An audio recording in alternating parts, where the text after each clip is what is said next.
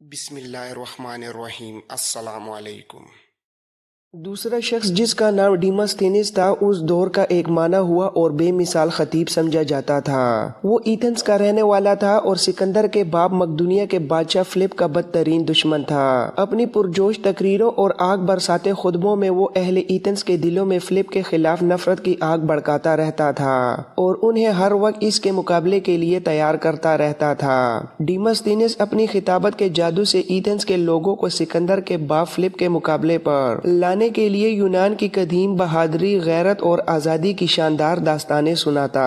وہ انہیں یاد دلاتا کہ ان کے آباء و اجداد نے کیسے اپنی آزادی کے لیے بڑی بڑی طاقتوں کا مقابلہ کیا تھا۔ اس طرح رفتہ رفتہ یونان کے اندر دو مختلف نظریے جنم لینے لگے۔ ایک نظریہ ڈیموستھینس کا تھا جو آزاد شہری ریاستوں کی حمایت کرتا تھا، جبکہ دوسرا نظریہ بادشاہت کا تھا جسے مقدونیہ کا حکمران فلپ پوری قوت سے آگے بڑھا رہا تھا۔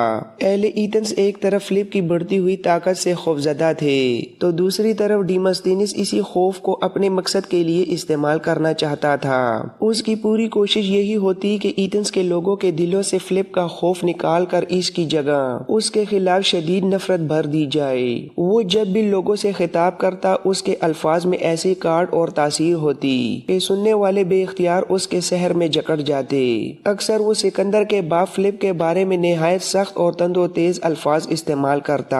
وہ اکثر کہتا فلپ کی حیثیت ایک بھیڑیے جیسی ہے جو اندھیروں میں چھپ کر لاشوں پر پلتا ہے اور موقع ملتے ہی حملہ آور ہو جاتا ہے۔ پھر وہ طنزیہ انداز میں کہتا، لوگ کہتے ہیں فلپ بڑا خوبصورت ہے اور شراب بھی خوب پیتا ہے، مگر خوبصورتی تو عورتوں میں بھی ہوتی ہے اور پانی تو اسفنج بھی خوب چوس لیتا ہے۔ اپنی بات کو مزید کاٹدار بناتے ہوئے وہ لوگوں سے سوال کرتا، کیا تم واقعی اس خوش فہمی میں مبتلا ہو کہ وہ لازوال دیوتا جو آسمانوں سے تمہارے اعمال کو دیکھ رہے ہیں، اس عیاش بدکار، سازشی اور خون چوسنے والے فلپ کو اپنی مہربانیوں کا مرکز بنا لیں گے؟ اس کے یہ الفاظ نہ صرف لوگوں کے دلوں میں آگ لگا دیتے بلکہ ان کے اندر ایک طوفان برپا کر دیتا جو ہر گزرتے دن کے ساتھ فلپ کے خلاف مزید شدت اختیار کرتا جا رہا تھا۔ انہی دنوں یونان کے مقدس مقام پیتھیا کے مندر کی ایک کاہنہ نے ایک عجیب و غریب اور پراسرار پیشن گوئی کی تھی۔ وہ کہتی تھی، عقاب آسمان کی وسعتوں میں اڑتے ہوئے دیکھیں گے کہ مفتوحہ گریہ و زاری میں ڈوبا ہوا ہے اور فاتح خود موت کے گھاٹ اتارا جا رہا ہے۔ ڈیموستھینس اس پیشن گوئی کو بار بار دہراتا اور ایتھنز کے لوگوں کے سامنے اس کی ایسی تشریح کرتا جو ان کے دلوں میں امید اور جوش پیدا کرتا۔ وہ کہتا، پیتھیا کے مندر کی کاہنہ کی یہ پیشن گوئی بالکل واضح ہے۔ اس کا مطلب یہ ہے کہ حملہ آور یعنی اہل مقدونیہ اپنے بادشاہ فلپ کا ماتم کریں گے، کیونکہ آنے والی جنگ میں وہ یقینی طور پر ہمارے ہاتھوں مارا جائے گا۔ اس کی یہ باتیں سن کر ایتھنز کے لوگوں کے دلوں میں ایک نیا حوصلہ اور نئی آگ بھڑک اٹھی۔ جہاں ایک طرف ایتھنز کا یہ خطیب ڈیموستھینس نہ صرف ایتھنز بلکہ دیگر یونانی ریاستوں کے لوگوں کو بھی سکندر کے باپ فلپ کے خلاف بھڑکا رہا تھا، وہاں دوسری طرف فلپ بھی خاموش بیٹھنے والوں میں سے نہیں تھا۔ وہ نہایت چالاک، دراندیش اور حالات کے مطابق خود کو بدل لینے والا حکمران تھا۔ وہ ہر وار کا جواب دینے کے لیے اپنی چالیں چل رہا تھا اور اپنے دشمنوں کی ہر حرکت پر گہری نظر رکھے ہوئے تھا۔ اگرچہ اس کا باپ کوئی بڑا سیاستدان یا عظیم سپہ سالار نہیں تھا بلکہ ایک سادہ آدمی تھا جو گھوڑے پالنے کا کام کرتا تھا اور اس کا نام ایمنتاش تھا، مگر فلپ نے اپنی ذہانت اور محنت سے خود کو ایک طاقتور حکمران بنا لیا تھا۔ مقدونیہ کے لوگوں کے بارے میں یونانی اکثر طنز کرتے ہوئے کہا کرتے تھے کہ ان کے آباء و اجداد کنستور تھے۔ یونانیوں کے نزدیک کنستور ایک فرضی مخلوق تھی جس کا آدھا جسم انسان کا اور آدھا گھوڑے کا ہوتا تھا۔ اس بات میں چھپا طنز دراصل مقدونیوں کو کمتر اور وحشی ثابت کرنے کی کوشش تھی۔ مقدونیہ کا حکمران فلپ ایتھنز کے خطیب ڈیموستھینس کی سرگرمیوں سے بالکل غافل نہیں تھا۔ وہ بھی اپنی طرف سے بھرپور جوابی کارروائیوں میں مصروف تھا، منصوبے بنا رہا تھا اور اپنے اقتدار کو مضبوط کرنے میں لگا ہوا تھا۔ مگر اس سب کے باوجود اس کے دل میں ایک خلش ایسی تھی جو اسے اندر ہی اندر کھائے جا رہی تھی۔ یہ خلش اس کی اپنی بیوی کی طرف سے تھی جو اس سے بیزاری کا رویہ اختیار کیے ہوئے تھی۔ یہ عورت جو بعد میں سکندر اعظم کی ماں بنی ایک پراسرار اور غیر معمولی شخصیت کی مالک تھی۔ اس کا نام اولمپیاس تھا۔ اولمپیاس کبھی جزیرے تھیموسریس کے ایک مندر میں پجارن رہ چکی تھی۔ یہ مندر گلی پولی کے سامنے در دانیال کے مقام سے کچھ اوپر واقع تھا۔ اس کے مزاج میں ایک عجیب سی سختی، خودداری اور پراسرار کشش تھی جو فلپ جیسے طاقتور بادشاہ کو بھی بے چین کر کے رکھ دیتی تھی۔ اسی جزیرے میں فلپ نے پہلی بار تھیموسریس کے مندر کی پجارن اولمپیاس کو دیکھا۔ وہ جزیرے کے اندر تیزی سے ادھر ادھر گھوم رہی تھی جیسے کسی انجانی طاقت کے زیر اثر ہو۔ اس کی حرکات عام انسانوں جیسی نہیں تھیں بلکہ ان میں ایک عجیب سی کیفیت اور ایک پراسرار سی کشش تھی۔ اس کا حسن بے مثال تھا اور اس کا جمال ایسا دلکش کہ دیکھنے والا چند لمحوں کے لیے خود کو بھول جاتا۔ لوگوں کا ماننا تھا کہ کسی دیوتا کی روح اس کے اندر حلول کر گئی ہے۔ فلپ نے جیسے ہی اسے دیکھا وہ وہیں ٹھہر سا گیا اور پہلی ہی نظر میں اس کا دل اس پر آ گیا۔ تقریباً 1 سال تک فلپ اولمپیاس نام کی اس لڑکی کی محبت میں گرفتار رہا۔ اس کی ہر ادا اور ہر انداز فلپ کے دل پر نقش ہوتا چلا گیا، یہاں تک کہ اس نے اس سے شادی کر لی۔ اسی اولمپیاس کے بدن سے فلپ کا بیٹا سکندر پیدا ہوا، وہی سکندر جسے دنیا بعد میں سکندر اعظم کے نام سے جاننے لگی۔ یہ بھی روایت کی جاتی ہے کہ جب اولمپیاس کے ہاں سکندر کی پیدائش ہوئی تو اسی وقت یونان کا ایک بوڑھا کاہن جس کا نام اسٹارٹس بتایا جاتا ہے اچانک اولمپیاس کے کمرے میں داخل ہوا۔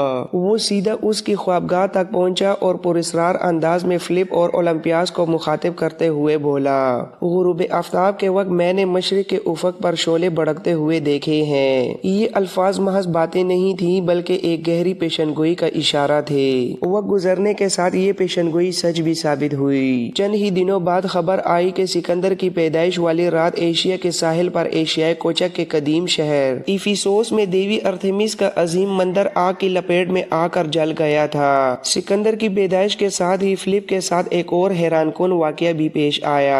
اسی دن اولمپیائی کھیلوں میں فلپ کے گھوڑے نے دوڑ میں شاندار کامیابی حاصل کی۔ یہ دونوں واقعات فلپ کے لیے اس بات کا اشارہ بن گئے کہ اس کے بیٹے کی قسمت عام نہیں بلکہ غیر معمولی ہے، جیسے قدرت خود اس کے لیے راستے ہموار کر رہی ہو۔ کہا جاتا ہے کہ یونان کے سب سے بڑے دیوتا زیوس کی بیوی ہیرا نہایت حسد اور کینہ رکھنے والی تھی۔ اس کے مزاج میں سختی اور ضد تھی اور وہ اکثر اپنے شوہر زیوس کے فیصلوں سے اختلاف کرتی، یہاں تک کہ کئی بار اس کے سامنے بے رخی کا مظاہرہ بھی کرتی۔ اسی رویے کی وجہ سے زیوس کا دل دوسری دیویوں کی طرف مائل ہونے لگا تھا اور دیوتاؤں کی دنیا میں بھی ایک خاموش کشمش جنم لے چکی تھی جو انسانی دنیا کے حالات پر بھی اپنے اثرات ڈال رہی تھی۔ اسی طرح شادی کے بعد اولمپیاس اور فلپ کے درمیان تعلقات میں آہستہ آہستہ تناؤ پیدا ہونا شروع ہو گیا تھا۔ ابتدا کی کشش اور محبت وقت کے ساتھ مدھم پڑنے لگی اور اولمپیاس کے رویے میں ایک سرد مہری آ گئی۔ وہ فلپ سے بے رخی برتنے لگی تھی جیسے اس کے دل میں کوئی ان دیکھی دیوار کھڑی ہو گئی ہو۔ سکندر کی ماں جہاں ایک پجارن رہ چکی تھی وہیں غیر معمولی حسن کی مالک بھی تھی۔ اس کی شخصیت میں ایک عجیب سا جادو اور ایک پراسرار کشش تھی جو ہر دیکھنے والے کو اپنی طرف کھینچ لیتی تھی۔ اپنے شوہر فلپ سے بے اعتنائی اور فاصلے کے ساتھ ساتھ اس نے اپنے رہائش گاہ کے ارد گرد بڑے بڑے سانپ پال رکھے تھے۔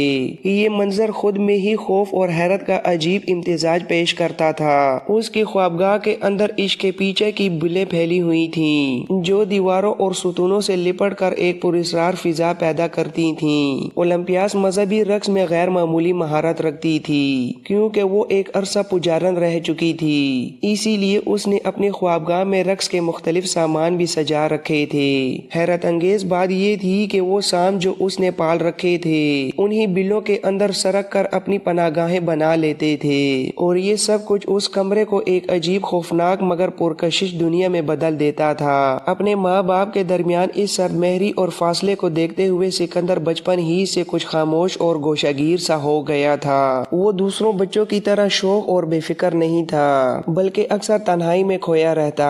اگرچہ اس کے باپ فلپ نے اس کی تعلیم و تربیت کے لیے یونان کے عظیم فلسفی ارسطو کی خدمات حاصل کی تھیں مگر اس کے باوجود سکندر کے اندر ایک سنجیدگی اور تنہائی پسندی نمایاں تھی۔ اس کی اسی عادت کی وجہ سے اس کی ماں اولمپیاس کبھی کبھار اسے طنزیہ انداز میں گونگا بچڑا یا کتابی کیڑا کہہ کر پکارتی، جو اس کے دل پر کہیں نہ کہیں اثر ضرور چھوڑتا تھا۔ اولمپیاس کی مسلسل بے رخی اور دوری نے فلپ کے دل میں ایک خلا پیدا کر دیا تھا جو آہستہ آہستہ اسے دوسری عورتوں کی طرف لے گیا۔ آخرکار وہ ایک نہایت خوبصورت اور کم عمر لڑکی کی طرف مائل ہو گیا جس کا نام کلوپترا تھا۔ اس کی خوبصورتی اور کم سنی نے فلپ کو اس قدر متاثر کیا کہ اس نے اس سے شادی بھی کر لی۔ یہ فیصلہ نہ صرف اس کی ذاتی زندگی میں ہلچل کا باعث بنا بلکہ اس کے خاندان کے اندر بھی ایک نئی کشیدگی کو جنم دے گیا۔ یہ دور سکندر کے باپ فلپ کے لیے انتہائی کٹھن اور آزمائش بھرا تھا۔ ایک طرف اس کی گھریلو زندگی انتشار کا شکار تھی تو دوسری طرف بیرونی حالات بھی اس کے لیے خطرناک رخ اختیار کر رہے تھے۔ ایتھنز کا خطیب ڈیموستھینس یونان کی دیگر ریاستوں کو اپنے ساتھ ملا کر فلپ کے خلاف ایک مضبوط اتحاد قائم کرنے کی کوشش کر رہا تھا۔ اس کے برعکس فلپ اس وقت صرف مقدونیہ کا حکمران تھا اور بظاہر کوئی بڑی طاقت اس کے ساتھ کھڑی نہیں تھی، مگر اس خاموشی کے پیچھے بھی ایک طوفان پل رہا تھا جو کسی بھی وقت پورے یونان کو اپنی لپیٹ میں لے سکتا تھا۔ مقدونیہ کی یہ ریاست جزیرہ نما بلقان میں واقع تھی اور اس کی حدود مختلف زمانوں میں بدلتی رہتی تھیں۔ سکندر اعظم کے بعد فلپ کے دور میں مقدونیہ کی سرحدیں جنوب کی طرف کوہ اولمپس اور جبل کامیون تک پھیلی ہوئی تھیں جو اسے سسلی سے جدا کرتے تھے۔ مشرق کی جانب دریائے شتریمون بہتا تھا جبکہ شمال میں پایونیا اور مغرب میں ایلیریا یعنی موجودہ البانیا کے علاقے واقع تھے۔ قدیم زمانوں میں اپنے آباء و اجداد کے دور میں مقدونیہ کی حدود کافی محدود تھی، لیکن فلپ کے زمانے میں اس میں نمایاں توسیع ہوئی۔ مشرق کی طرف بحیر ایجین تک اس کی سرحد جا پہنچی جو مقدونیہ کو ترکیہ سے جدا کرتا تھا۔ شمال اور شمال مغرب کے وہ علاقے بھی جو پہلے مقدونیہ اور میسیا کے درمیان حد فاصلہ سمجھے جاتے تھے رفتہ رفتہ مقدونیہ کا حصہ بن گئے۔ جنوب کی طرف بھی اس کی سرحدیں پھیلیں یہاں تک کہ ساحلی علاقے اور جزیرہ نما کچھ حصے یونان سے الگ ہو کر مقدونیہ میں شامل ہو گئے۔ مغرب میں ایلیریا کے کئی علاقے بھی اس کی سلطنت میں ضم ہو چکے تھے جس سے اس کی طاقت میں مزید اضافہ ہوا۔ مقدونیہ کی سرزمین قدرتی طور پر نہایت متنوع تھی۔ یہاں ایک طرف وسیع و عریض میدان تھے تو دوسری طرف بلند و بالا پہاڑ اپنی شان دکھاتے تھے، لیکن اس کے برعکس یونان کی زمین ٹکڑوں میں بٹی ہوئی تھی جہاں سمندری خلیجیں مختلف علاقوں کو ایک دوسرے سے جدا کر دیتی تھیں۔ مقدونیہ کی زمین کی یہی وحدت اس بات کا تقاضا کرتی تھی کہ یہاں ایک مضبوط اور مرکزی حکومت قائم ہو، اور حقیقت میں ایسا ہی ہوا۔ پہاڑی علاقوں میں لوگ زیادہ تر بھیڑ بکریاں پالتے تھے جبکہ میدانوں میں کھیتی باڑی اور تجارت خوب فروغ پا رہی تھی۔ زمین زرخیز تھی اور محنتی لوگوں کے لیے مواقع بھی بہت تھے۔ اس کے علاوہ مقدونیہ ان دنوں اپنی معدنی دولت کی وجہ سے بھی مشہور تھا۔ یہاں کی کانوں سے سونا، چاندی اور قیمتی پتھر حتیٰ کہ الماس تک نکالے جاتے تھے جو اس ریاست کو مزید خوشحال اور طاقتور بنا رہے تھے۔ مقدونیہ میں ان دنوں دو طرح کے لوگ آباد تھے، ایک وہ مقامی یورپی قبائل جن میں مختلف قومیں شامل تھیں جو الگ الگ زبانیں بولتے تھے، اور دوسرے وہ یونانی مہاجر جو وقت کے ساتھ یہاں آ کر بس گئے تھے۔ یورپی اقوام تہذیب و تمدن کے اعتبار سے یونانی مہاجروں کے مقابلے میں کہیں پیچھے تھیں۔ غالباً وہ زیادہ تر پہاڑی علاقوں میں رہتے تھے جہاں زندگی سخت اور سادہ تھی۔ جب یونانی مہاجر یہاں آئے تو انہوں نے میدانوں، جزیروں کے ساحلوں اور خلیج سالونیکا کے کناروں کو اپنا مسکن بنایا جہاں تجارت اور زندگی کے بہتر مواقع موجود تھے۔ وقت گزرنے کے ساتھ جب یہ دونوں گروہ آپس میں گھل مل گئے تو آہستہ آہستہ یونانی مذہب، ثقافت اور طرز زندگی مقدونیہ میں رائج ہو گیا، لیکن اس کے باوجود قدیم یونانی اہل مقدونیہ کو اپنے برابر نہیں سمجھتے تھے بلکہ انہیں کسی حد تک بربر یعنی غیر مہذب تصور کرتے تھے۔ ان لوگوں کی عادات و اطوار میں سختی اور درشتی نمایاں تھی۔ ایک عجیب روایت یہ بھی تھی کہ جب تک کوئی شخص کسی کو قتل نہ کر لیتا وہ نہ تو معزز لوگوں کی محفل میں بیٹھنے کے قابل سمجھا جاتا تھا اور نہ ہی اسے سچا بہادر یا جوان مرد مانا جاتا تھا۔ اسی طرح ایک سے زیادہ شادیاں کرنا بھی یہاں عام بات تھی جو اس معاشرے کی ایک نمایاں خصوصیت بن چکی تھی۔ یورپ میں ایران کے شہنشاہ داریوش سوئم، جسے بعض اوقات داریوش اعظم بھی کہا جاتا ہے۔ جب اپنی فتوحات کے لیے نکلا تو اس سے پہلے مقدونیہ کی تاریخ کے بارے میں زیادہ تفصیلات نہیں ملتی، البتہ داریوش کے دور میں مقدونیہ کے یونانیوں کے ساتھ تعلقات قائم ہو چکے تھے۔ جب داریوش ایک جنگجو اور سخت گیر قوم سکھیوں کے خلاف مہم پر نکلا تو وہ ان پر حملہ کرنے کے لیے باسفورس کے راستے یورپ میں داخل ہوا۔ اس مہم کے بعد واپسی پر اس نے اپنی فوج کا ایک حصہ یورپ میں ہی متعین کر دیا تاکہ وہ مقدونیہ اور جزیرۂ نمائے بلقان کے دیگر علاقوں اور جزیروں کو اپنے زیر نگی لا کر اپنی سلطنت کو مزید وسیع کر سکے۔ چنانچہ اس لشکر کو اپنے منصوبے میں نمایاں کامیابی حاصل ہو گئی اور اسی کامیابی کے نتیجے میں ایک شخص ایمنتاش کو مقدونیہ کی حکومت سونپ دی گئی۔ یوں رفتہ رفتہ مقدونیہ میں ایک نئی حکمرانی کی بنیاد پڑی جس نے آگے چل کر اس خطے کی تقدیر بدل کر رکھ دی۔ داریوش اعظم کے بعد جب زرکسیر ایران کا حکمران بنا تو اس کی یونانیوں کے ساتھ شدید جنگیں ہوئیں۔ اس زمانے میں مقدونیہ کے حکمران ایمنتاش کا بیٹا سکندر اول ایرانی لشکروں میں ایک اہم عہدے پر فائز تھا۔